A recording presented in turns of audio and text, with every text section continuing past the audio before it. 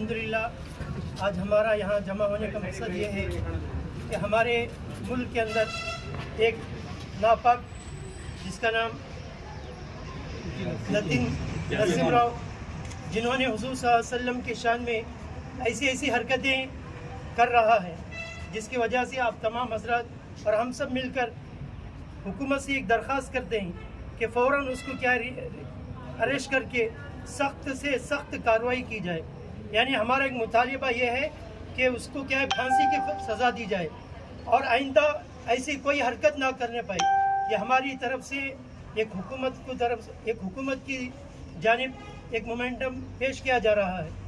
तो सारे हजरत इस बात पर मुत्तफ़िक़ हैं कि हम क्या है तरीक़े शहर से तमाम ज़िम्मेदारों की तरफ से नौजवानों की तरफ से इस खबीस आदमी को क्या है जल्द से जल्द क्या है फांसी की सज़ा दी जाए। ये हम हुकूमत से मुतालिबा करते हैं।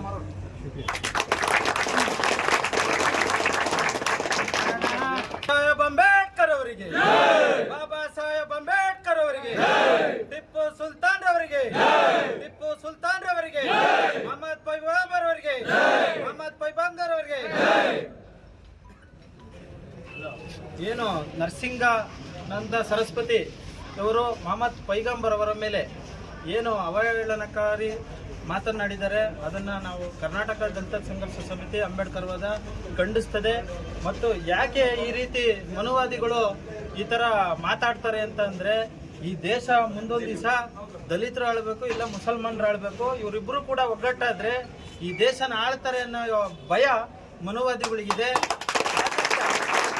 ದೇಶನ ಆಳ್ಬೇಕು ಅಂದರೆ ದಲಿತರು ಮತ್ತು ಮುಸಲ್ಮಾನರು ಒಗ್ಗಟ್ಟಾಗಿ ದೇಶ ಆಳ್ಬೇಕು.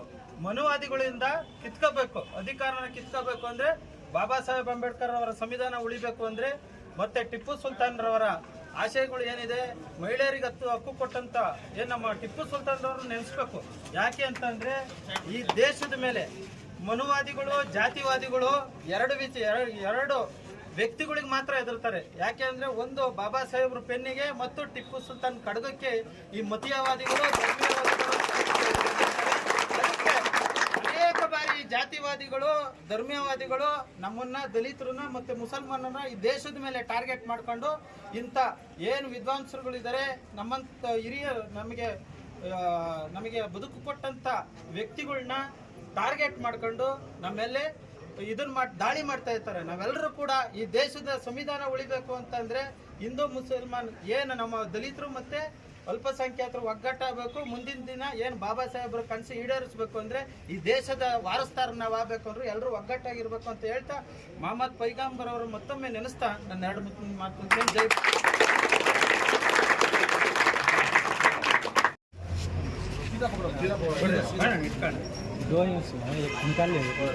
ರಾಷ್ಟ್ರಪತಿಗಳು ಭಾರತ ಸರ್ಕಾರ ಇಂದ ಮರ್ಕಜ್ ಜಿದ್ದಾ ಮಿಲಾದ್ ಕಮಿಟಿ ತರೀಕೆರೆ ತಾಲೂಕು ತರೀಕೆರೆ ಪ್ರವಾದಿ ಮೊಹಮ್ಮದ್ ಪೈಗಂಬರ್ ಅವರ ಬಗ್ಗೆ ಅವಹೇಳನಕಾರಿ ಮಾತುಗಳನ್ನಾಡಿ ಯತಿ ನರಸಿಂಗಾನಂದ ಸರಸ್ವತಿ ಬಗ್ಗೆ ಕ್ರಮ ವಹಿಸಲು ಮಾನ್ಯರೇ, ಇತ್ತೀಚೆಗೆ ಉತ್ತರ ಪ್ರದೇಶದ ಗಾಜಿಯಾಬಾದ್ನ ಯತಿ ನರಸಿಂಗಾನಂದ ಸರಸ್ವತಿ ಎಂಬ ವ್ಯಕ್ತಿಯು ಇಸ್ಲಾಂ ಧರ್ಮದ ಮಹಾಗುರುಗಳಾದ ಪ್ರವಾದಿ ಮೊಹಮ್ಮದ್ ಪೈಗಂಬರ್ ಅವರ ಕುರಿತು ತೀರಾ ಕೆಳಮಟ್ಟದ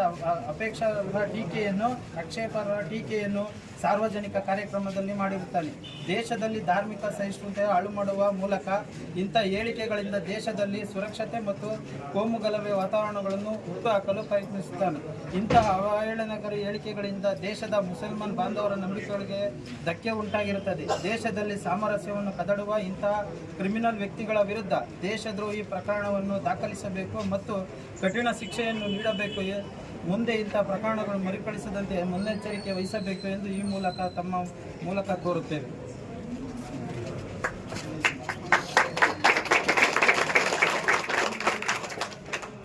ಆತ್ಮೀಯ ಎಲ್ಲ ಯುವಕ ಮಿತ್ರರೇ, ಈ ದಿನ ಏನು ಯುಪಿಯಲ್ಲಿ ನಡೆದಂಥ ಸಿಂಗವನ ಎಂಬ ವ್ಯಕ್ತಿ ಏನು ಮೊಹಮ್ಮದ್ ಪೈಗಂಬರ್ ಅವರ ಬಗ್ಗೆ ಏನು ಅವಹೇಳನಕಾರಿ ಹೇಳಿಕೆಯನ್ನು ನೀಡಿ ಪ್ರಚೋದನಕಾರಿ ಕಿಡಿಯನ್ನು ಹಚ್ಚಿದ್ದಾರೆ.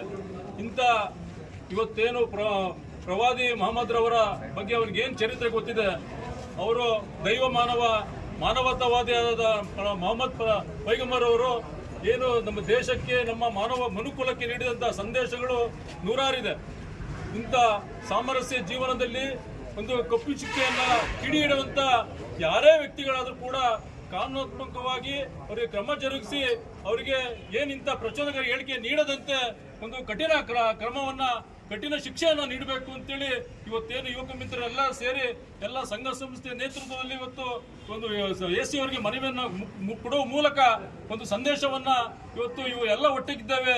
ನಮ್ಮ ಭವ್ಯ ಭಾರತದಲ್ಲಿ ನಾವೆಲ್ಲ ಒಂದು ಸಮಾನತೆಯ ಒಂದು ಸಂದೇಶವನ್ನ ನಾವು ಸಾರುವ ನಿಟ್ಟಲ್ಲಿ ಇವತ್ತು ಇಂತಹ ವ್ಯಕ್ತಿಗಳು ಯಾವುದೇ ಧರ್ಮದ ವಿರುದ್ಧ ಸಮಾಜದ ವಿರುದ್ಧ ಹೇಳಿಕೆ ಕೊಡುವಂತವ್ರ ಮೇಲೆ ಇದೇ ಹೋರಾಟ ಮೂಲಕ ಅವರಿಗೆ ಎಚ್ಚರಿಕೆಯನ್ನ ಕೊಡ್ತಾ ಇದ್ದೇವೆ. ಇನ್ನು ಮುಂದೆ ಯಾವ ತರದ್ದು ಆಗ್ಬಾರ್ದು ಈ ಸಂದೇಶ ಇವತ್ತೆಲ್ಲರಿಗೂ ತಲುಪಬೇಕು. ಇದೇನು ದೇಶಾದ್ಯಂತ ಇವತ್ತು ನಡೆದಂತ ಪ್ರತಿಭಟನೆ ಇದು ಯಾವುದೇ ಒಬ್ಬ ಅವಹೇಳನಕಾರಿ ಹೇಳಿಕೆ ಪ್ರಚೋದನಕಾರಿ ಯಾವುದೇ ಧರ್ಮದ ವಿರುದ್ಧ ಹೇಳಿಕೆಯನ್ನ ಕೊಡಬೇಕಾದ್ರೆ ಅವರ ರಾಜಕೀಯ ತೇವಲಿಗೋಸ್ಕರ ಪಕ್ಷದ ಗಟ್ಟಿಗೋಸ್ಕರ ಕೊಡುವಂತ ಹೇಳಿಕೆಗಳಿಗೆ ಇವತ್ತು ಸರಿಯಾದ ಒಂದು ಕಾನೂನು ಕ್ರಮ ಕಡಿಸಬೇಕು, ಅವರಿಗೆ ಕಠಿಣ ಕ್ರಮ ಕೊಡಬೇಕು ಅಂತೇಳಿ ಸಂದರ್ಭದಲ್ಲಿ ಎಸಿ ಅವರಿಗೆ ಕಾನೂನಾತ್ಮಕವಾಗಿ ಅವರಿಗೆ ಕಠಿಣ ಶಿಕ್ಷೆಯನ್ನು ಕೊಡಬೇಕು ಅಂತೇಳಿ ಇವತ್ತೆಲ್ಲರ ಹೋರಾಟಗಾರರ ಮುಖಾಂತರ ಇವತ್ತು ಮನವಿಯನ್ನು ಕೊಟ್ಟಿದ್ದೇವೆ. ಈ ರೀತಿ ಮುಂದೆ ಹಾಕದಂಗೆ ಕಾನೂನಾತ್ಮಕವಾಗಿ ಒಂದು ಎಲ್ಲ ಧರ್ಮಗಳು ರಕ್ಷಣಾ ಒಂದು ಸರ್ಕಾರ ಒಂದು ಕೊಡಬೇಕು ಅಂತೇಳಿ ಸಂದರ್ಭದಲ್ಲಿ ಹೇಳ್ತಾ ಮಾತನ್ನು ಮುಗಿಸ್ತೇನೆ. ನಮಸ್ಕಾರ. ಎಲ್ರಿಗೂ ನಮಸ್ಕಾರ.